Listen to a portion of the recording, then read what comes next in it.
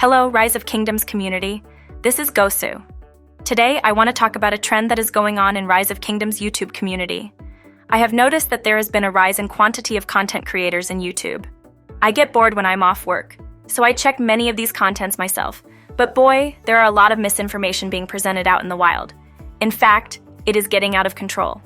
I'm making this video highlighting some of the most obvious misinformation that is floating around the YouTube right now so that you make a wise decision on your behalf. I want to make a quick introduction on why there are so much misinformation in YouTube. One reason is that average players' game intelligence is shockingly low. I suspect that most of Rise of Kingdoms players are playing this game more on a casual basis and do not care to put many efforts to be more value-oriented. YouTube content creators can basically put out whatever opinion they have about the game and will meet very little resistance. Second reason is that there is no clear way to prove many of the theories in Rise of Kingdoms. A lot of general guidelines in Rise of Kingdoms are mostly anecdotal and not scientifically based. It is based on your experience in KVK and your own theories about the game. For instance, there is no way to test which armies are the strongest in a different situation or what equipment is the best. Lastly, a lot of content creators are looking to generate views. Given how average players have no idea how to play the game, a lot of content creators try a unique yet terrible way of playing Rise of Kingdoms to attract viewers. I will give some examples later in the video. Now I want to present why having misinformation in YouTube is bad for Rise of Kingdoms. I think the single most important reason is that such misinformation can literally destroy your account. Believe it or not, there is a skill component in Rise of Kingdoms. I covered this topic in one of my earlier videos. Skill component in Rise of Kingdoms comes from your investment choices of whatever resources you have in the game. You can have players spend the same amount of money on the game and have drastically different account. Having clear long-term goal of the game and meticulously utilizing in most efficient way possible is vital for your account's success. A lot of YouTube videos now tend to make you invest in things that can hinder you from being the best account you can possibly have. This kind of experience will ultimately lead many players into quitting the game, which is not good for the game. Now I want to lay some examples of common misinformation that are floating around YouTube. One clear example of misinformation is being a siege main in Rise of Kingdoms.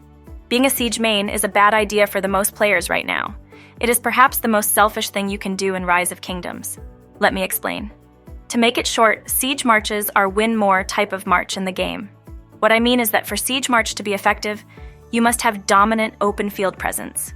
If your kingdom is not winning the open field, you, as a siege main, are basically a paperweight waiting to get decimated.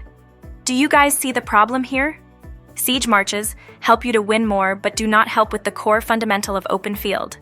Do not get tricked by YouTube content creators posting a good battle report using siege, because ultimately they are getting that good of a trade off the others tanking in the open field.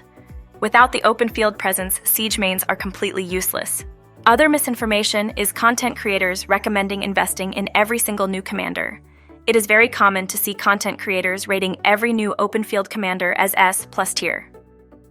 I used to believe that investing in at least one of each troop type was a sound strategy given the drastic power creep that was given to the newest commanders at the time, such as Nevsky and Scipio Prime.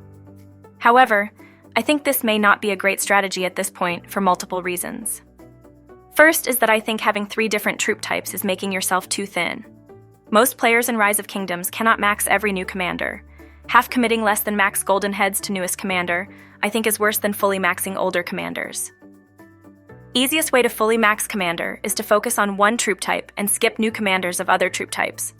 This seems to be more to the point now that newest commanders that are being released do not seem to come with a drastic power creep like in the past. I personally think having 3 marches in KVK is more than enough to gain billions of kill points per KVK.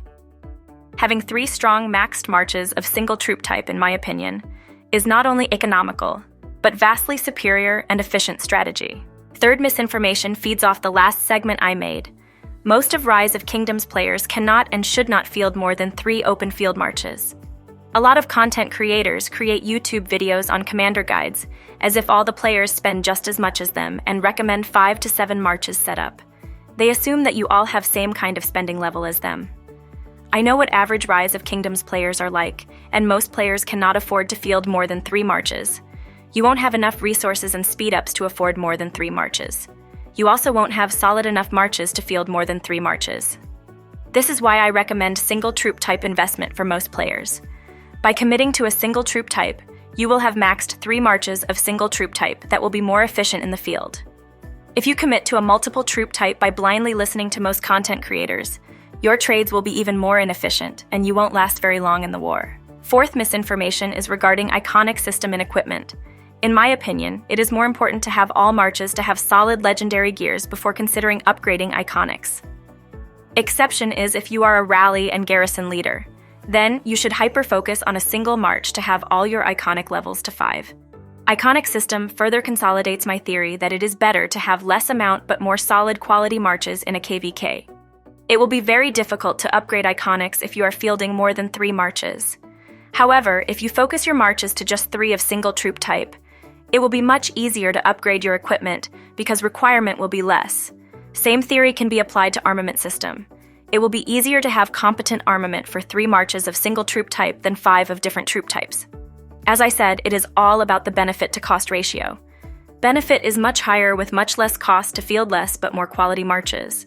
Benefit is much less with much higher cost to field more with less quality marches. These are some of the most important misinformation that is being presented in most popular YouTube channels that can destroy your account. I hope you take time to think about what I am saying and make a wise decision yourself. Thanks for watching.